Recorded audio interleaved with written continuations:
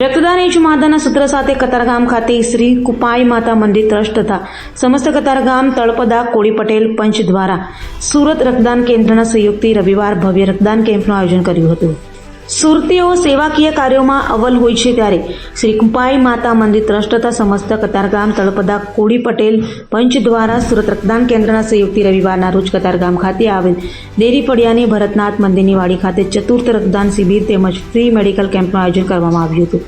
આ પ્રસંગે હિન્દુ મિલન મંદિર કતારગામના સ્વામી શ્રી અમરીશાનંદજી મહારાજ, કતારગામના ધારાસભ્ય વિનોદ મોરડિયા, સુરતના મેયર દક્ષિણભાઈ માવાણી, કોર્પોરેટરો, સમાજના આગેવાનો વગેરે તમામ રક્તદાતાઓને નિયમિત રક્તદાન કરી રક્તની જરૂરિયાતવાળા દર્દીઓને નવજીવન બક્ષવાના પુણ્ય કાર્યમાં સહભાગી થવા પ્રોત્સાહિત કર્યા હતા।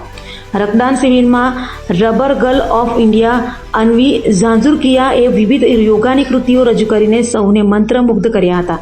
રક્તદાન શિબિરની સાથે રાખવામાં આવેલ ફ્રી મેડિકલ કેમ્પમાં નિષ્ણાત તબીબોએ તેમની સેવા આપી હતી, જેનો સ્થાનિક લોકોએ મોટી સંખ્યામાં લાભ લીધો હતો।